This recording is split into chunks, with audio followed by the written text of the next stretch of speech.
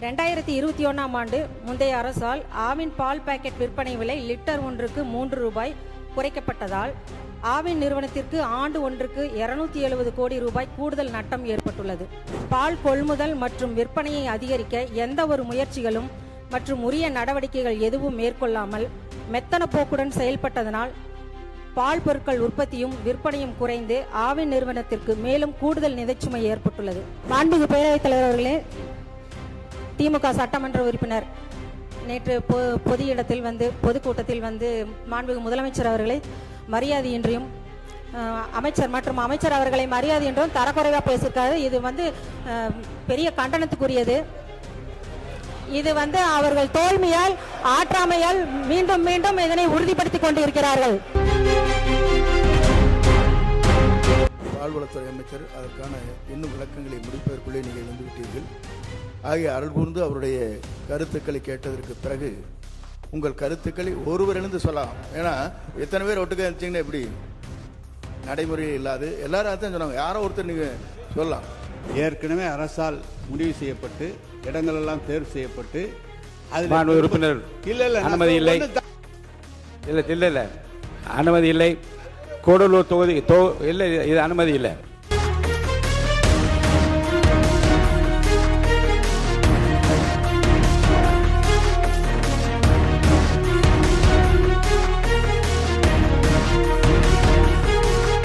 இல்லை மாண்பு உறுப்பினர்களுக்கு விதியை படித்து விட்டேன், இந்த விதிப்படி தான் நடப்பேன், மாற்றம் கிடையாது. நீங்கள் எதிர்த்து குரல் கொடுப்பதாக இருந்தால் தாராளமாக நீங்கள் வெளியே சென்று குரல் கொடுக்கலாம். அவைக்குள்ளே நான் இதை அனுமதிக்க முடியாது.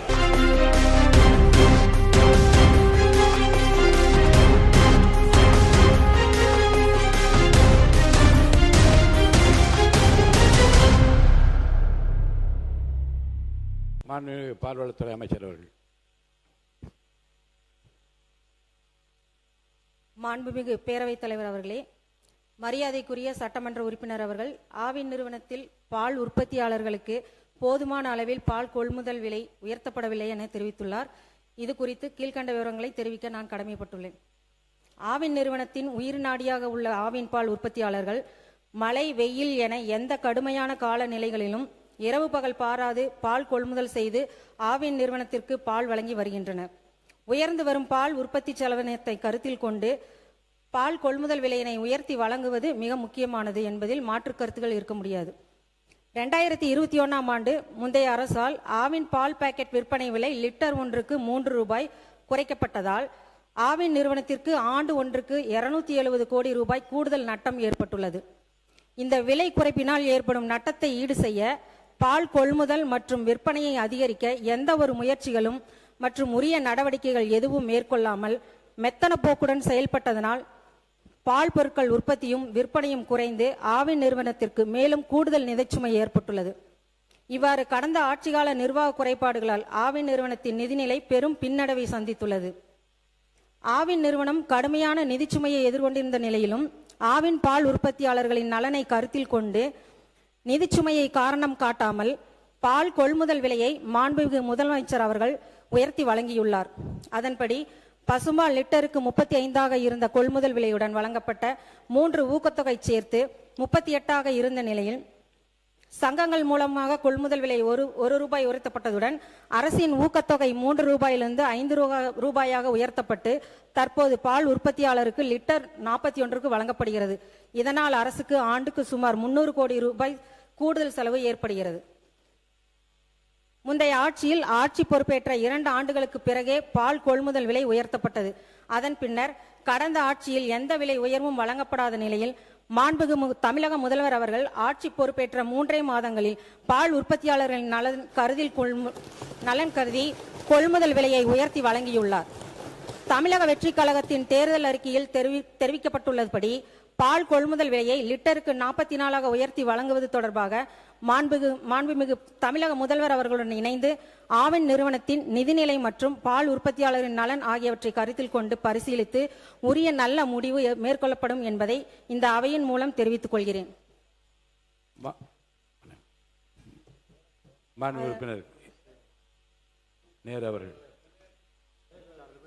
அதை பற்றி நான் விவாதிக்க அனுமதி இல்லை.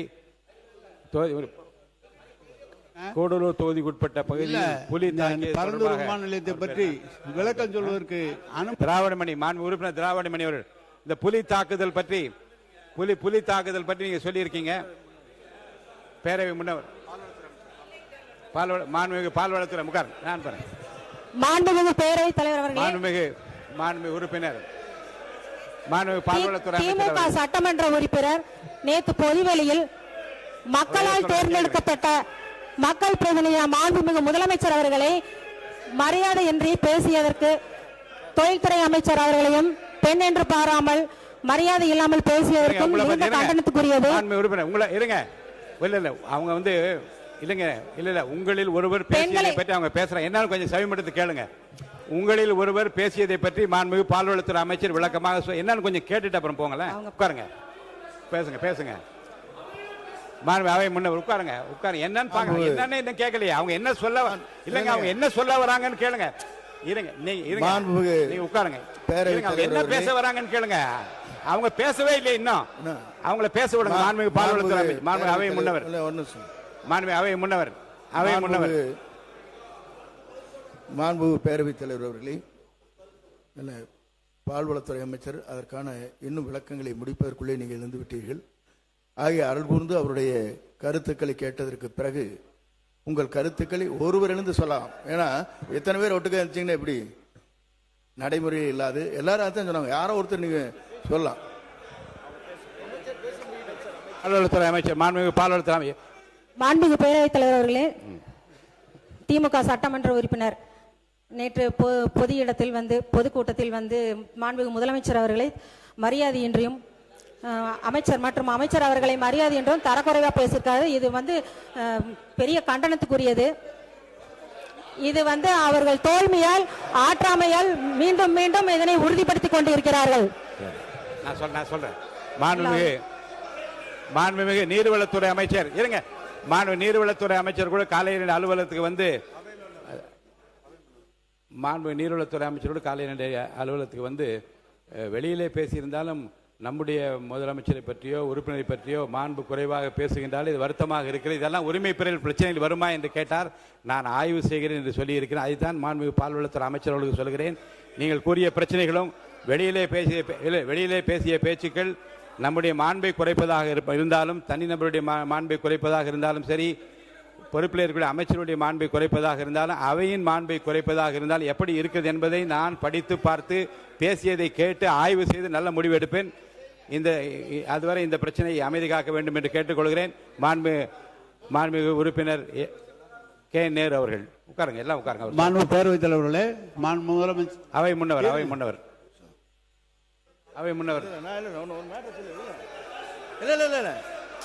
ப்ளீஸ் இருங்க, நான் முடிக்கிறேன். பாலை பற்றி ஒரே நிமிஷம் முடிச்சுக்கிறேன். மாண்புமிகு எதிர்க்கட்சி தலைவர், முன்னாள் முதலமைச்சர் மற்றும் சட்டமன்ற உறுப்பினர் இங்கே பால் உற்பத்தியாளருடைய நிலைகளை குறித்து இங்கே பேசினீர்கள். அமைச்சர் அதற்கான விளக்கங்களை சொன்னார்கள்.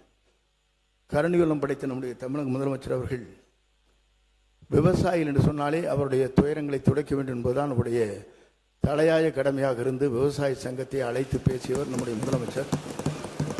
ஆகவே இது போன்ற பால் உற்பத்தியாளர் தங்களுடைய போராட்டத்தை வாபஸ் பெற்றுக்கொண்டு விரைவில் அவரோடு பேச்சுவார்த்தை நடத்தலாம் என்று கூறியிருக்கிறார்கள். அதுவும் நடைபெறும். மாண்பு உறுப்பினர் கே நேரு உறுப்பினர் பேசும்போது ஒன்று சொல்லிடுறேன். எந்த காரணத்தை முன்னிட்டும் அவையில் அறிக்கை ஒன்று மாண்பு முதலமைச்சராலோ அமைச்சர் பெருமக்களால் சமர்ப்பிக்கப்படுகிற போது விதியின் கீழ் எந்த விவாதம் கிடையாது. 110 விதியின் கீழ் சமர்ப்பிக்கப்பட்ட அறிக்கைக்கு எந்த விவாதம் கிடையாது. அது குறித்து பேசுவதாக இருந்தால் அனுமதி இல்லை. வேறு விஷயங்களை பற்றி பேசுவதற்கு நான் அனுமதி அளிக்கிறேன். வேண்டாம் இல்ல, 110 விதியின் கீழ். மாண்பு பேரவைத் தலைவர் அவர்களே, ஏற்கனவே அரசால் முடிவு செய்யப்பட்டு இடங்கள் எல்லாம் தேர்வு செய்யப்பட்டு உறுப்பினர் அனுமதி இல்லை. அனுமதி இல்லை. கூடலூர் தொகுதி இல்லை, இது அனுமதி இல்லை. இல்ல, விவாதமே இல்லை. அதை பற்றி எந்த விளக்கம் கேட்டால் இன்னொரு உறுப்பினர் சொல்ல விரும்புவார். அனுமதி இல்லை. மாண்புமிகு மாண்பு உறுப்பினர் கூடலூர் தொகுதிக்குட்பட்ட பகுதியில் புலி தாக்கியது தொடர்பாக மாண்பு எதிர்க்கட்சி தலைவர் மற்றும் திரு தலவாய் சுந்தரம், மாண்பு உறுப்பினர் திரு கணேஷ்குமார், மாண்பு உறுப்பினர் டி. ராமச்சந்திரன், மாண்பு உறுப்பினர் க. மாரிமுத்து, மாண்பு உறுப்பினர் போஜராஜன், மாண்பு உறுப்பினர் செல்லசுவாமி அவர்கள் இங்கே ஏற்கனவே 55 விதியின் கீழே அறிக்கை ஒன்று கொடுத்திருக்கிறார். மாண்பு உறுப்பினர் போஜராஜன் அவர்கள், மாண்பு உறுப்பினர் போஜராஜன், புலி தாக்குனதை பத்தி சொல்லுங்க. புலி உங்க ஊர்ல எப்படி தாக்குது, அதனால் ஏற்பட்ட விளைவுகளை பற்றி விளக்கமா சொல்லுங்க.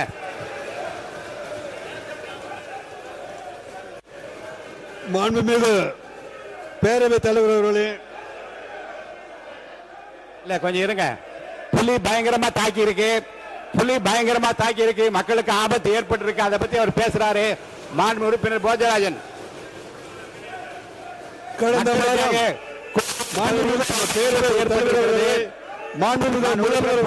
பேசுறது கொஞ்சம் கேட்போம். கடந்த வாரம் நீலகிரி மாவட்டத்தில் மாண்பு உறுப்பினர் போஜராஜன் பேசுங்க. கடந்த வாரம் நீலகிரி மாவட்டத்தில் கூடலூர் பகுதியிலே மாண்பு உறுப்பினர்களுக்கு விதியை படித்து விட்டேன், இந்த விதிப்படி தான் நடப்பேன், மாற்றம் கிடையாது. நீங்கள் எதிர்த்து குரல் கொடுப்பதாக இருந்தால் தாராளமாக நீங்க வெளியே சென்று குரல் கொடுக்கலாம். அவைக்குள்ளே நான் இதை அனுமதிக்க முடியாது. மாண்பு உறுப்பினர் போஜராஜன் பேசுறீங்களா? அவை முன்னவர். மாண்பு பேரவைத் தலைவர் அவர்களே, 110 விதியின் கீழ் உங்களுக்குள்ள ஒரு முடிவு எடுங்க. சீக்கிரமா உங்களுக்குள்ள ஒரு முடிவு எடுங்க. என்ன செய்யலாம் என்பதை பற்றி ஒரு முடிவு எடுத்து நீங்க அமைதியாக நான் நடத்துவதற்கு எனக்கு வழிவகை செய்யுங்க. அவை முன்னவர். 110 விதியின் கீழ் முதலமைச்சர் அவர்கள் அறிவித்ததற்கு பிறகு என்றைக்குமே அது விவாதம் செய்து மாண்பு உறுப்பினர் அவை முன்னவர் வாங்க வாங்க வாங்க வாங்க கொஞ்சம் மாண்பு புலி அவை காவலர்கள் வந்து அதிகமான குரல் கொடுக்காம இல்லைங்க. மாண்பு அமைதியா நீங்க வருங்க இருங்க. இல்ல நீங்க அவை காவலர்கள் வந்து குரல் கொடுக்காம அவங்களை போக சொல்லுங்க.